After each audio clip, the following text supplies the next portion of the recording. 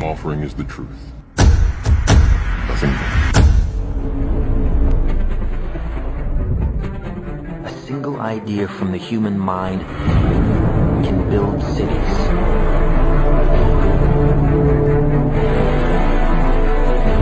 An idea can transform the world and rewrite all the rules. Which is why I have to steal it. He's hiding something, and we need to find out what that is. We gotta break out of here. Give him the kick!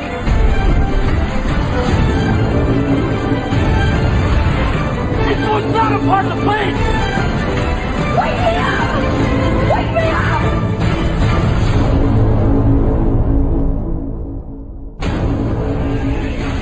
I know we have still not shattered that highest and hardest glass ceiling, but someday someone will, and hopefully sooner than we might think.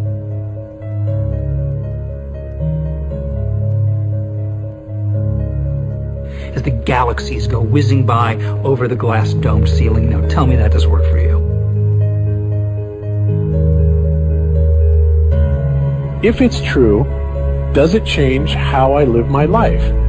This is something that is not an easy answer because of the magnitude of what we're talking about here. How it will change your life, first of all, when you understand it, is dramatic, to say the least. Will it change you from having to go to your job every day and the things that you typically do every day? No. But when this knowledge becomes more mainstream and these agencies are starting to be held accountable, and you understand that they're all participating in this, not just the United States government, not just NASA, but China, Russia, India, all of them have space programs. They all have the same symbolism. They're all doing the exact same thing to their citizenry. And the first thing you have to understand about this is that the deception goes all the way to the top. And when I say all the way to the top, you have to kind of get rid of the notion that the people at the very highest levels are working together.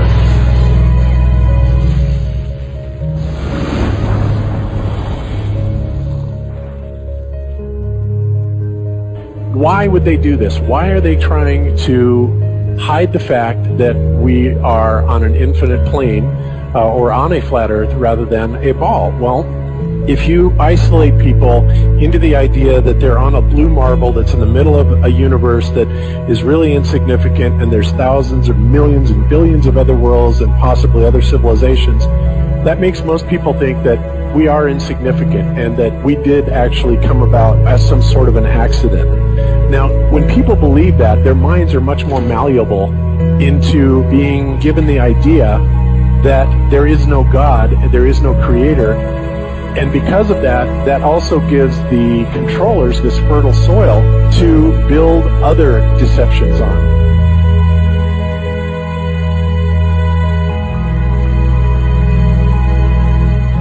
You think that Truman has never come close to discovering the true nature of his world until now? We accept the reality of the world with which we're presented. It's as simple as that. It's as simple as that. It's about total control, mental, physical, spiritual, every way, shape, form possible. You have to remember how big of a conspiracy this is. This isn't talking about just the JFK thing or isn't talking about just 9/11.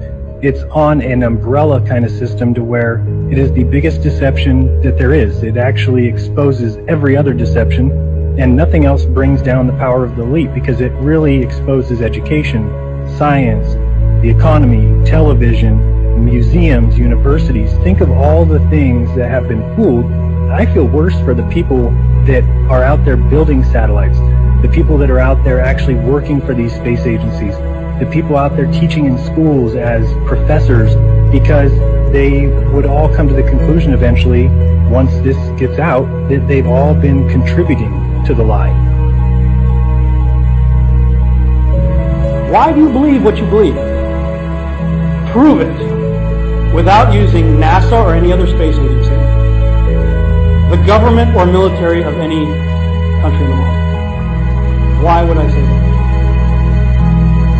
NASA has been proven to be liars time and time again. I could spend a whole weekend here showing you the lies of NASA. How many of you believe your government is 100% honest and can be trustworthy? And how many of you know the military answers to their government? Okay, so if those three sources are all proven liars, why would you trust them? Fool me once, right? Shame on you. Fool me twice, shame on me. I say, continue to believe pathological liars and you're an idiot. But that's what we've all done. And so, I look at these stuff, we've all seen the textbooks, we've all seen the videos and movies and all these things, and there's so much of it. Do you know what the budget NASA has? Do you know how much they get? How much money they get? Have you seen the movie Gravity? Okay. That's made for about $100 million, give or take. And if you saw the movie Gravity, that was pretty impressive. I saw it on IMAX, big screen, like, wow. I mean, I felt like I was with Sandra Bullock flying around in space, freaking out myself. Okay, this is what they're able to do with $100 million. What are you able to do with tens of billions of dollars a year since the 60s? Now, in my opinion, we're being lied to not only about the shape of the Earth, we're being lied to about the very nature of reality itself. In 1954, Admiral Richard Byrd, a highly decorated naval officer, conducted an interview where he alluded to the idea that there may very well be land beyond the poles. Admiral Byrd, you've been to both the North Pole and the South Pole. Is there any unexplored land left on this Earth that might appeal to adventurous young Americans? Yes, there is. But strangely enough, there's left in the world today an area as big as the United States that's never been seen by a human being. And that's beyond the pole on the other side of the South Pole from Middle America. And I think it's quite astonishing that there should be an area as big as that unexplored. That's a tremendous So there's a lot of adventure left. Well, do you hope to see that? We don't know. That's the big problem. We don't know where we are. Okay? That's what we're all trying to figure out here. But there is the Antarctic Treaty where 53 or so nations have signed saying that no one's going to lay claim to Antarctica and that there are massive restrictions for travel there. You can't just get up and go to Antarctica on your own. You have to have a tour guide with you. There are only certain entry points and there are limits on where you can go search. Personally, I think the Antarctic South is the only one worth scaling. It's a 20,000-foot sheet of ice. That's never stopped before.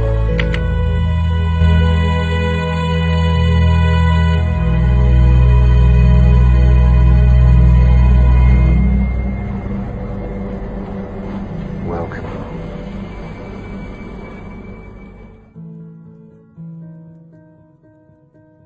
No, I just want to stand on top of the wall and piss off the edge of the world.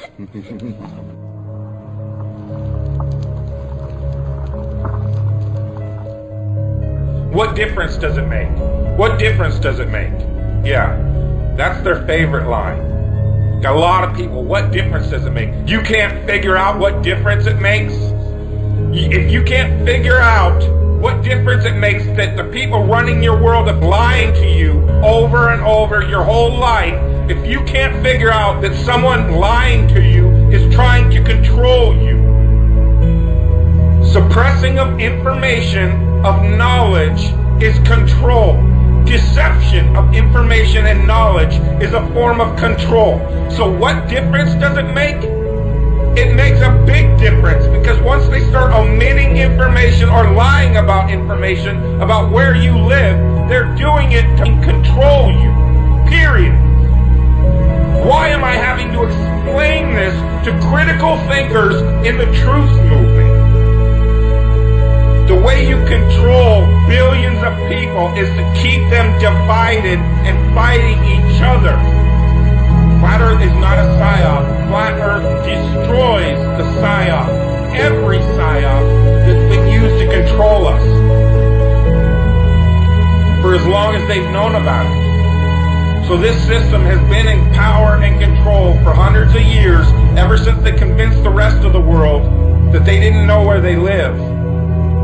It created this fantastical scenario to make people feel insignificant and to follow those that appear to know better. Why is the flat earth so important? Because it shows the deception. And if everybody would just come together and demand answers, they would be in checkmate. They would not know what to do. Train up a child in the way that he should go, and when he is old, he will not depart from it. I believe that's why we have so many who are indoctrinated to still believe and fight so hard for the heliocentric model. The reason being is because we've been taught the globe model since before we had the ability to think for ourselves. Think about that. Before you could think for yourself, before you could form rational thought, you've been taught that you live on a spinning ball, although your five senses tell you something totally different. Our senses tell us that the earth is flat and stationary, that the sun and moon and the stars rotate above us just as we see, that they make their annual cycles in such a way that we can calculate days, months, and years of the passage of time, just like in Scripture. The earth in itself works like a well-designed timepiece, and we all know that any timepiece that we can think of has a designer. What if the lie is to hide the existence of that designer? What if they're lying to us about this because they're hiding God?